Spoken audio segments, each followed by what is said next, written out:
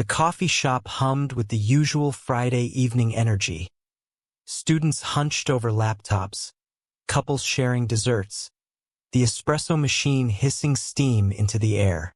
Nathan Reed sat in the corner booth, checking his watch for what felt like the 100th time. 7:32. She was 2 minutes late. Not that it mattered. He didn't want to be here anyway. Just one date.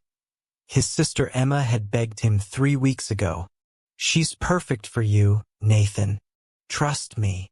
Nathan had learned not to trust his sister's matchmaking instincts. The last perfect woman had spent an hour showing him photos of her ex-boyfriend. But Emma was relentless, and eventually, exhaustion won over resistance. So here he sat, a 36-year-old widower pretending he was ready to date again when every fiber of his being screamed that he wasn't. The bell above the door chimed. Nathan glanced up out of habit, then froze completely. The woman who walked in had Sophie's face. Not similar, not reminiscent.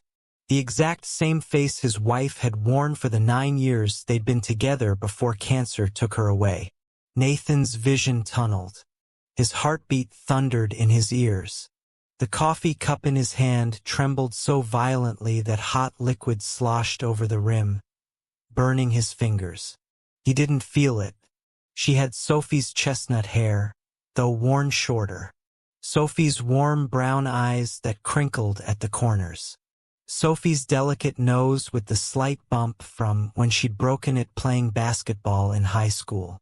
Even the way she moved, graceful but purposeful, echoed his dead wife's gait. The woman scanned the coffee shop, clearly looking for someone. Her eyes landed on Nathan, and she smiled, tentative, nervous. The smile of someone on a blind date. That smile. God, that smile. Nathan stood so abruptly his chair scraped across the floor with an ugly screech. Several heads turned. He barely noticed. His hands fumbled for his wallet, fingers numb and clumsy. "Are you Nathan?" the woman asked, approaching the table. Her voice was different, lighter, with a slight rasp Sophie's never had. But the face was identical. Nathan's voice came out strangled. "I'm sorry. I can't. I have to go." Confusion crossed her features. "Wait, did I?"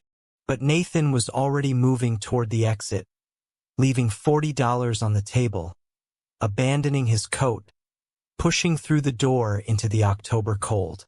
He walked 3 blocks before his legs gave out, and he sank onto a bench, gasping for air like a drowning man. His phone buzzed. Emma's name flashed on the screen. "What the hell happened?" his sister demanded when he answered. "Madison just called me in tears. She said you took one look at her and ran." "She looks exactly like Sophie," Nathan managed. "Emma, I don't mean kind of similar. I mean identical. Same face, same eyes, same everything." Silence stretched across the line. Then, That's not possible. I've never even met her. My colleague Rachel knows her from the literacy program. She just said Madison was new to Portland and seemed nice." "Well, she has my dead wife's face," Nathan said flatly. "And I just humiliated her in a crowded coffee shop." Emma sighed. "Nathan, didn't you tell me Sophie was adopted?" The question struck him like a physical blow. "What does that have to do with anything?" "Rachel mentioned something when she was trying to convince me to set you guys up. She said Madison had moved to Portland looking for someone. That she'd been searching for family." Nathan's chest tightened. "What kind of family?" "I don't know. Rachel didn't give details. But Nathan, what if—" "Don't," he said sharply. "Don't even suggest it." But the seed was planted. Sophie had been adopted at age 4 after being found wandering alone at a shopping mall in Seattle. No parents, no ID, no memory of how she'd gotten there. The authorities had searched for months, but nobody ever claimed her. She'd spent her entire life wondering where she came from, who she really was. "I think you need to talk to her," Emma said quietly. "I think you need to find out." Nathan ended the call and sat on that bench for another hour, watching his breath fog in the cold air, his mind replaying every moment he'd spent with Sophie. Their first date at the aquarium, her laughing at the sea otters. Their wedding in Emma's backyard, Sophie wearing a simple white dress and wildflowers in her hair. The night she'd told him about the cancer, her hand trembling in his. The morning she died, sunlight streaming through the hospital window. Her final words, "Don't stop living, Nathan. Promise me you won't stop living." He'd promised, but he'd never intended to keep it. If this story touched your heart, please don't forget to like the video. Your comment means more than you think. It inspires me to keep creating stories that heal, teach, and move people. Nathan didn't sleep that night. He sat in his home office, Sophie's photograph on the desk beside him, scrolling through adoption databases and missing persons reports. 3 in the morning, he found it. A case from 32 years ago. Twin girls, age 4, reported missing from a department store in Seattle. Parents, Jennifer and Michael Torres. One twin, Sophia Torres, was found 6 hours later wandering in a parking garage. The other, Madison Torres, vanished without a trace. Nathan stared at the screen until his eyes burned. The photograph showed 2 identical little girls with dark curly hair and bright smiles, wearing matching purple dresses. Sophie had never known she was a twin, had died believing she'd been unwanted, abandoned, and her sister had been searching for her. His phone buzzed at 7 a.m. A text from an unknown number. "I don't know what happened last night, but I'm sorry if I reminded you of someone you lost. Your sister explained a little. If you ever want to talk, I'm here. Madison." Nathan read the message 5 times before his fingers found the keyboard. "Can we meet? I need to tell you something about your sister." The response came immediately. "I'll be at Riverside Park at noon." The park was nearly empty on a Saturday morning. Fallen leaves covered the walking path in shades of gold and crimson. Nathan arrived early, positioning himself on a bench near the river, watching ducks glide across the water. He saw Madison approaching from 50 yards away. Even at a distance, the resemblance was staggering. But as she drew closer, Nathan forced himself to look past the initial shock, to see the differences. Madison walked with her shoulders slightly hunched, a defensive posture Sophie had never adopted. She wore glasses, thin silver frames Sophie would have loved. Her clothes were more conservative, a navy cardigan over jeans where Sophie had favored bright colors and flowing fabrics. "Thank you for coming," Nathan said when she reached the bench. Madison sat at the opposite end, maintaining careful distance. "Your sister said you're a widower. I'm sorry for your loss. How much did Emma tell you?" "Just that your wife passed away 4 years ago, and that I apparently look like her." Madison's voice was gentle but firm. "She said it was quite a shock." Nathan pulled out his phone, found the photo he'd prepared. He handed it to Madison without a word. The screen showed Sophie at their wedding, laughing as Nathan dipped her during their first dance. The resemblance was undeniable. Madison's hands began to shake. "Oh my God! Her name was Sophie Reed," Nathan said quietly. "Born Sophie Martinez after her adoption, but the adoption agency had no information about her birth name. She was found alone in a shopping mall parking garage in Seattle when she was 4 years old. September 1992. Tears spilled down Madison's cheeks.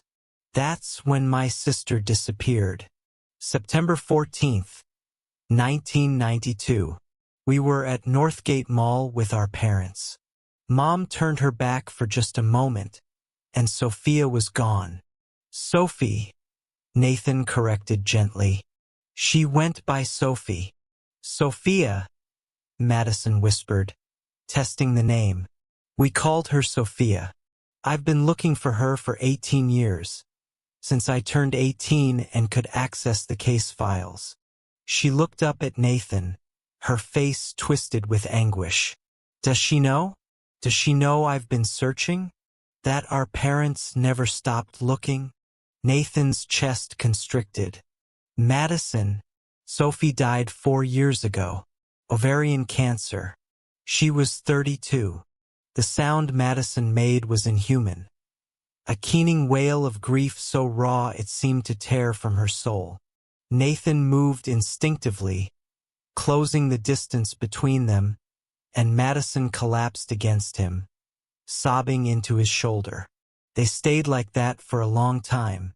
Two strangers bound together by shared loss, mourning a woman one had loved and one had never gotten to know. Tell me about her, Madison said eventually, her voice hoarse. Please, tell me everything. So Nathan did. He told her about meeting Sophie at a community theater production where she was stage managing and he'd volunteered to build sets. About her infectious laugh and her terrible singing voice. About the way she cried during every Pixar movie and her obsession with rescue animals. They'd had 3 dogs, 2 cats, and a rabbit at one point. He told her about Sophie's work as an elementary school art teacher, about the countless students whose lives she'd touched, about the murals she'd painted in children's hospitals, bringing color and joy to sick kids, about her dreams of opening an art therapy center for trauma survivors.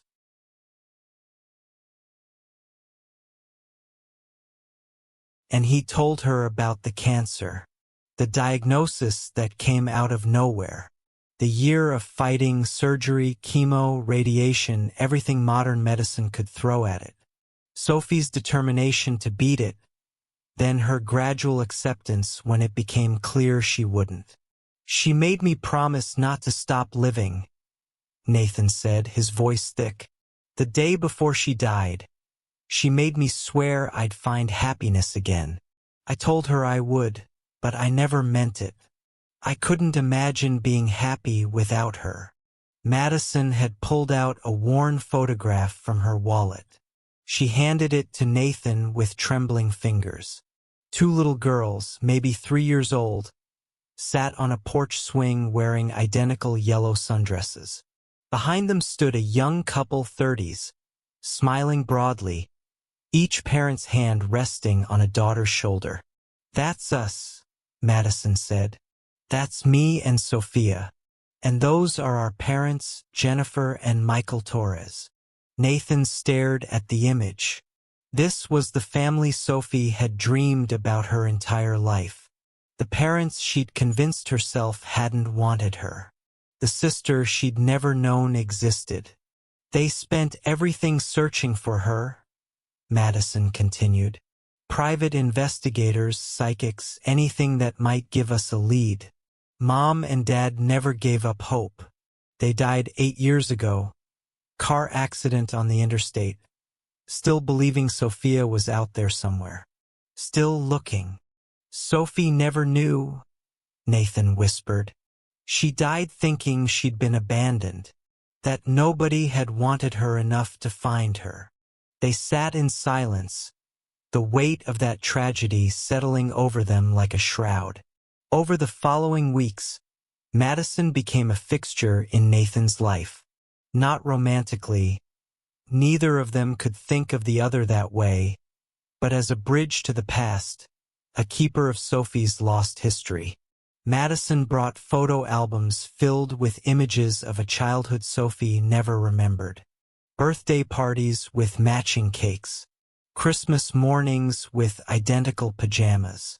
A family vacation to Disneyland where the twins had dressed as Thing 1 and Thing 2. In exchange, Nathan shared Sophie's adult life. Videos of her teaching art classes, her hands moving with confident grace as she demonstrated brush techniques. Photos of their wedding, their travels, their quiet domestic life. "She would have loved you," Nathan said one evening as they sat in his living room, surrounded by photographs. "Sophie always wanted a sister. She used to joke about adopting an adult just so she'd have someone to share secrets with." Madison smiled through tears. "I wanted my sister back so badly. For 30 years, I've imagined what our reunion would be like. I never imagined." Her voice broke. "I never imagined I'd be 4 years too late." Nathan's daughter, Lily, had been watching from the hallway. She was 11 now, old enough to understand grief but young enough to still believe in miracles. She'd been 6 when Sophie died, her memories of her mother fading like watercolors in rain. "Can I see the pictures?" Lily asked softly, stepping into the room. Madison's breath caught. "You're Sophie's daughter." "I'm Lily," she said, moving closer. "You look just like my mom. It's kind of weird." "I bet it is," Madison said gently. "I'm your mom's twin sister. I'm your aunt." The words seemed to unlock something in Lily. "I have an aunt?" "You do," Madison said. "I know it's complicated and strange, but yes, you have an aunt, if you'd like one." Lily studied Madison with the intense focus children bring to important decisions. Then she nodded. "Mom always said family is the people who show up for you. You're showing up." Over the next few months, Madison integrated herself into their lives with careful intention. She never tried to replace Sophie or claim a relationship she hadn't earned. Instead, she showed up to Lily's soccer games, to Nathan's birthday dinner, to the quiet Sunday mornings when they visited Sophie's grave. Madison brought sunflowers, Sophie's favorite. She'd talk to the headstone like Sophie could hear her, telling her sister about the family she'd come from, the parents who'd loved her, the life that had been stolen from them both. "I wish you'd known," Madison would whisper. "I wish you'd known how wanted you were." It was Lily who first suggested it, with the brutal honesty only children possess. "Dad," she said one December evening, "I think you like Madison." Nathan looked up from the dinner dishes, startled. "Of course I like her. She's family." "No," Lily said patiently. "I think you like her." "Lily, it's okay if you do," his daughter continued. "Mom would want you to be happy, and Madison makes you smile again. You haven't smiled like that since Mom died." Nathan sat down heavily. "It's not that simple, sweetheart." "Why not?" How could he explain it? The guilt that consumed him every time he caught himself noticing Madison's laugh. The shame he felt when he realized he looked forward to her visits. The horrible, confusing reality that he was developing feelings for someone who wore his dead wife's face. "Because it feels like betraying your mother," Nathan said finally. "Like I'm trying to replace her with someone who just looks like her." Lily considered this with her characteristic seriousness. "But Madison isn't Mom. She's different. She likes coffee and Mom liked tea. She wears boring clothes and Mom wore all those bright colors. She's quiet and Mom was loud. They just happen to look the same." "That's exactly the problem," Nathan said. "How do I know if I care about Madison for who she is, or if I'm just clinging to someone who reminds me of your mother?" "Have you asked Madison?" "What? Have you asked her?" "Seems like something you should talk about." The conversation happened on a cold January night. Nathan had invited Madison over for dinner, And after Lily went to bed, they sat in the living room with glasses of wine neither of them was really drinking. "I need to tell you something," Nathan said. "And it's going to sound terrible." Madison set down her glass. "Okay. I think I'm developing feelings for you," he said in a rush. "And I hate myself for it because I can't tell if I care about you because you're you or because you look like Sophie. And you deserve better than being someone's replacement. You deserve better than a man who can't separate you from a ghost." Madison was quiet for a long moment. When she spoke, her voice was steady. "Can I tell you something that might sound worse?" "Go ahead." "I have feelings for you too," she said. "And I've been wrestling with the exact same guilt. Am I attracted to you because you're you? Or because you're the man my sister loved? Because being with you and Lily feels like touching the life Sophia had, the family she built. And that feels wrong, like I'm trying to steal her place." Nathan laughed, a bitter, helpless sound. "We're a mess, aren't we?" "Completely," Madison agreed. "But Nathan, I've spent enough time with you to know this. You're not looking for Sophie when you look at me. You notice when I prefer tea to coffee. You remember that I hate action movies and love documentaries. You ask about my work at the Literacy Center and actually listen to the answers. You see me. And you see me," Nathan realized, "not just Sophie's husband. You see the person I am now, not who I was with her. So maybe we're both just falling for each other," Madison said softly. "And maybe that's okay. Maybe we can honor Sophie's memory without being imprisoned by it." Nathan moved closer, taking her hand. "I'm scared." "Me too. What if this doesn't work? What if we try and fail and it ruins what we've built?" "Then we fail," Madison said. "But Nathan, Sophie made you promise not to stop living, and I spent 30 years searching for my sister. We've both been stuck in the past for so long.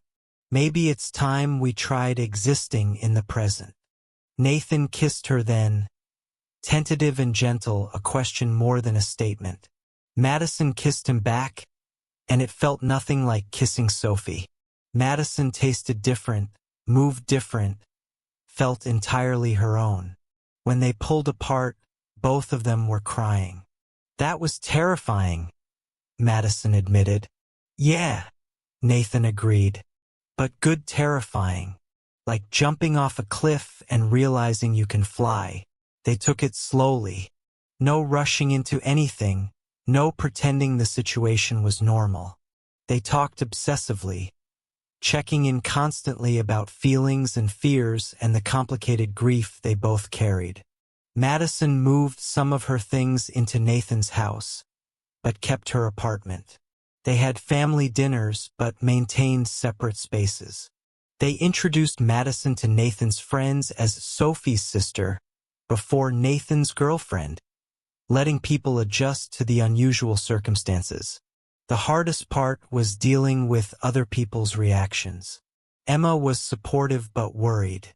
Nathan's parents were confused and concerned. Some of Sophie's old friends stopped calling, uncomfortable with what they saw as Nathan replacing his wife with her twin. "It's like they think you're trying to create a Sophie clone," Emma said one afternoon. "Like you're using Madison to pretend Sophie never died." "That's not what this is," Nathan insisted. "I know that. You know that. But from the outside, it looks weird, Nathan. You have to admit it looks weird." It did look weird. Nathan understood that. But the people who actually mattered, Lily, Madison, Emma, once she spent time with them together, could see the truth. This wasn't about replacing Sophie. It was about two people who'd been broken by loss finding unexpected healing in each other. 2 years after that coffee shop disaster, Nathan proposed to Madison. Not at a restaurant or some romantic overlook, In their kitchen on a Tuesday morning while making breakfast, Lily doing homework at the table. "Marry me," Nathan said, burning the eggs because he'd turned away from the stove to look at Madison. She laughed. "That's your proposal? I've got a ring if you want something more formal. But yeah, marry me. Build a life with me. Let's stop being afraid and just be happy together." "Yes," Madison said simply. "Yes, of course yes." Lily cheered so loudly the neighbors probably heard. "Finally! I thought you'd never ask." "You knew?" Nathan asked. "Dad, I'm 13, not blind. You bought the ring 3 months ago. I found it in your sock drawer." They were married that September on what would have been Sophie's 40th birthday. Madison wore a different dress than Sophie had chosen, something uniquely hers. But she wore Sophie's wedding ring on a chain around her neck, and Nathan wore his original wedding band alongside the new one. "I'm not replacing her," Madison had explained when Nathan asked about the ring. "I'm honoring her. She was my sister. She gave you Lily. She made you the man you are. I don't want to pretend she didn't exist. I want to celebrate that she did." The ceremony was small, just family and close friends. Emma officiated, managing to make it through the vows without crying, barely. Lily stood beside them as maid of honor, beaming with pride. When Emma pronounced them married, Lily stage whispered, "Mom would be happy. She always said you were too stubborn to find love without help, and she sent Madison to help." The whole gathering laughed through their tears. 5 years later, Nathan stood in their backyard watching Madison teach Lily's younger siblings how to finger paint. They had twins now, a boy and a girl 3 years old, running around with paint-covered hands and huge smiles. The children were theirs together, not replacements for anything or anyone. Just new life, new joy. Lily, now 18 and heading to college in the fall, came to stand beside Nathan. "You thinking about Mom?" "Always," Nathan admitted. "But in a good way now. Not the desperate, drowning kind of thinking. Just grateful thinking." "Madison's been good for you," Lily observed. "For both of us." "She has," Nathan agreed. "Your mom would approve. I really believe that." "I know she would," Lily said with confidence, "because she loved you enough to let you go. And that's what real love does. It wants you to be happy, even if it's without them." Nathan pulled his daughter into a hug. This young woman who'd learned about loss too early, but had somehow emerged with wisdom beyond her years. Madison looked over from the paint chaos, caught his eye, and smiled. It was her smile now, not Sophie's, not an echo or shadow. Madison's own expression of joy and contentment. Nathan smiled back, filled with a gratitude so profound it ached. He'd learned that love doesn't end when someone dies. It transforms, expands, makes room for new love without diminishing what came before. Sophie would always be his first love, the mother of his child, the woman who'd shaped him into someone capable of opening his heart again. But Madison was his present and his future, his second chance, his proof that even in the deepest grief, life could surprise you with unexpected gifts. "Come help us," Madison called, holding up paint-covered hands. "Your children are attempting to paint the dog." Nathan laughed and jogged over to join the beautiful chaos of his family, the one he'd built with Sophie, and the one he was building with Madison, all of it woven together in ways he never could have imagined. He'd kept his promise to Sophie after all. He'd stopped just existing and started living again. And in doing so, he discovered something profound. The heart has an infinite capacity for love. You don't run out. You just keep growing. If this story moved you, remember, healing doesn't mean forgetting. It means making space for joy alongside the grief. Second chances aren't betrayals of first loves. They're proof that love never really dies. It just transforms into something new.